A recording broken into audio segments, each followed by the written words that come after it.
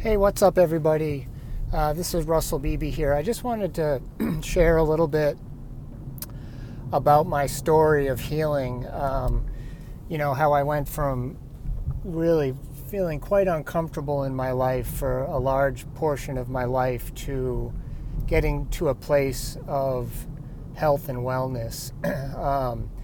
I won't go into great details about my history, but I struggled for years with addiction, food addiction, substance abuse, alcoholism, terrible anxiety, depression, and I did some good things in my life. I went to college, I got a music degree, but if I look back at the first 30 years of my life, what I really remember from that was a lot of inner pain and suffering. And, what I really wanted on the outside was to be able to live a good life and sort of be able to self-actualize and do the things that I aspired to do and be successful and not worry about my money and my finances. And then inwardly I really wanted to just kind of feel at ease in my own skin.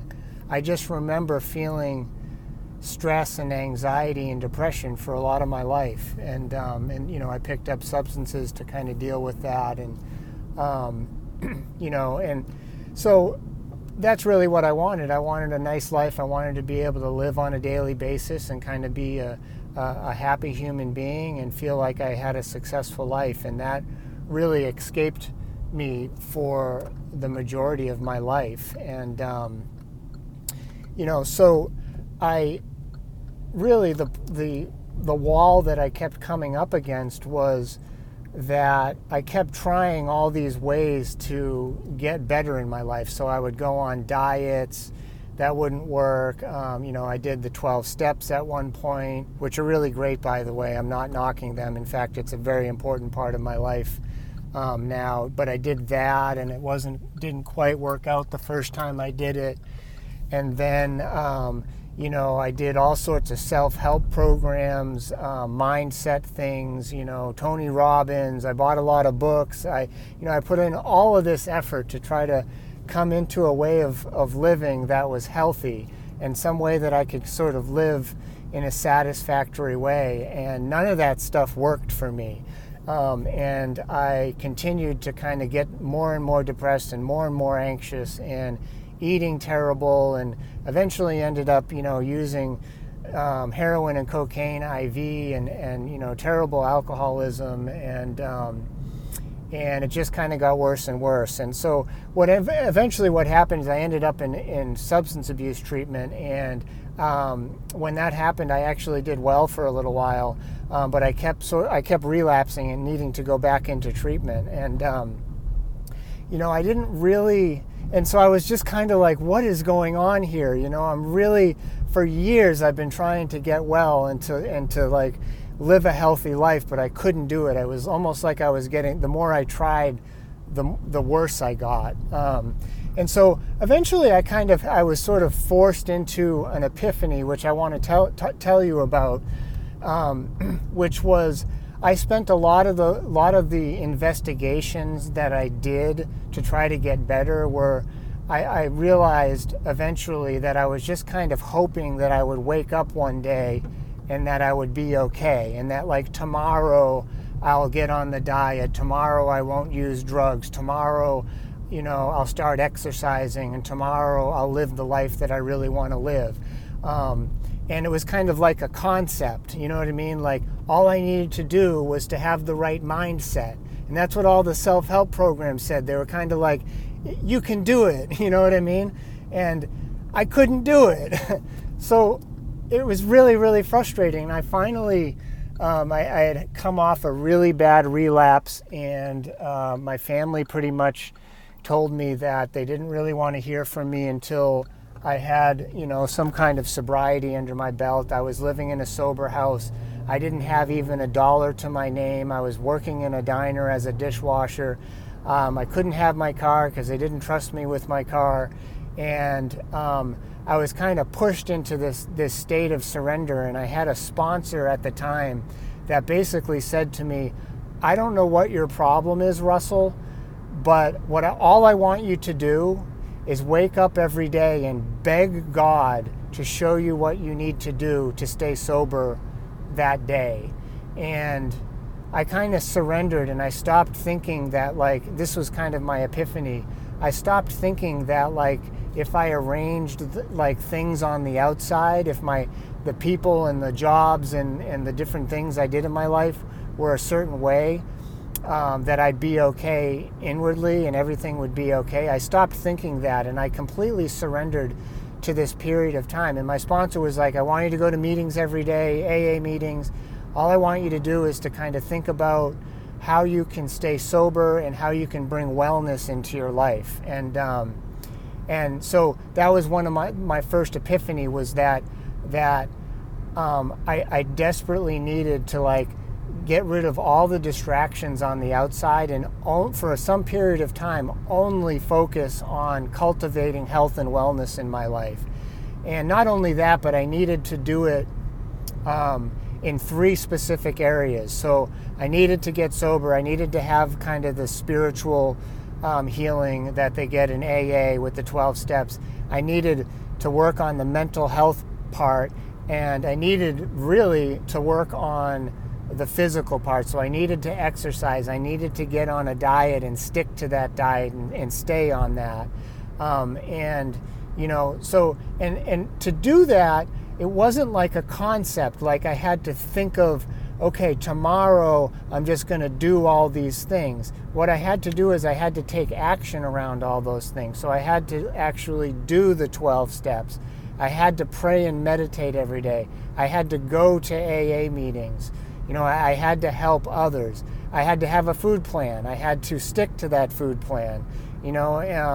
I needed to exercise every day, and the food plan needed to be a food plan that was healthy for me. And so I needed to kind of do the mind, body, spirit thing all at once. And I needed to do all of this stuff with the desperation of a drowning man. It says that in the big book of Alcoholics Anonymous. The only way that alcoholics got better back in the 1930s when AA came about was that they fully gave themselves to the dedication of a life of healing, and that came about by taking action and doing things, not just sitting around and praying, and not just sitting and talking to a therapist, but actually taking action in one's life. And so that, coupled with sort of my surrender to really focus on health and wellness in my life, was really the start of the beginning, for the beginning of the end for me, where I started to get healing in my life. And it was really tough at the beginning, because I kind of had to put aside all these things on the outside that I thought my whole life would kind of make me happy. And once I did that, and I just focused on the inner healing, what happened is all of a sudden I stopped feeling uncomfortable inside, and it was really, really profound. And I'm living in this sober house, and I'm living with a bunch of people that are a lot younger than me, and some people irritated me.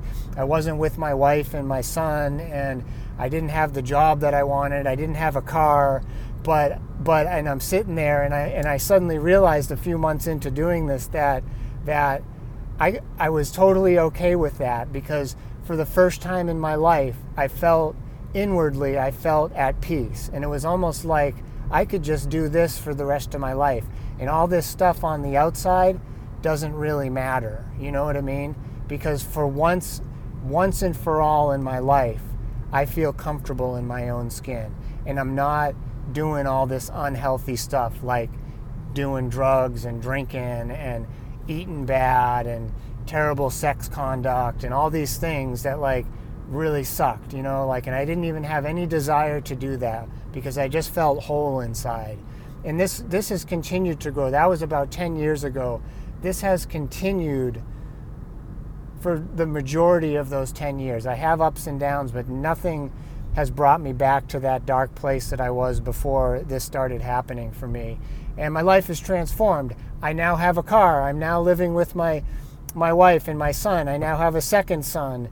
I went and got a master's degree in counseling, and I was able to show up at school, and I was able to, progress through a series of jobs, and now I have a really great job as the clinical director of 2 treatment programs in New Hampshire, and all these great things. But it came from that beginning of me completely surrendering to my healing and my health, and giving up my ideas of what my life was going to look like.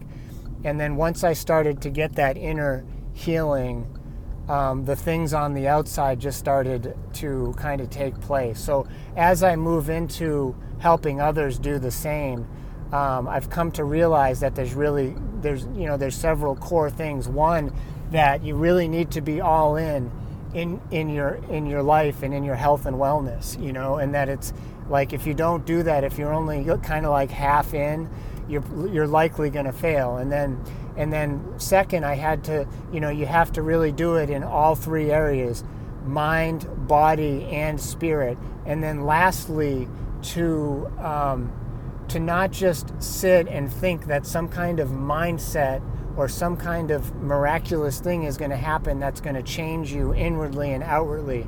You actually have to go out and cultivate practices in those 3 areas: mind, body, and spirit. Things that you go out and do. So you hit the pavement, you go and exercise, you write the food plan, you stick to the food plan, you pray and meditate, you do it every day, you do the 12 steps, whatever that ends up being in those areas, that it's action rather than inaction. So anyway, I just really wanted to kind of throw that out there. That's my backstory of healing, and I'm so grateful for the life that I have, and anything can happen on the outside, and I'm able to kind of keep my inner peace, and I think that's really the core principle here. So anyway, hope you got some value out of that, and makes you think about your own life. Okay, thanks.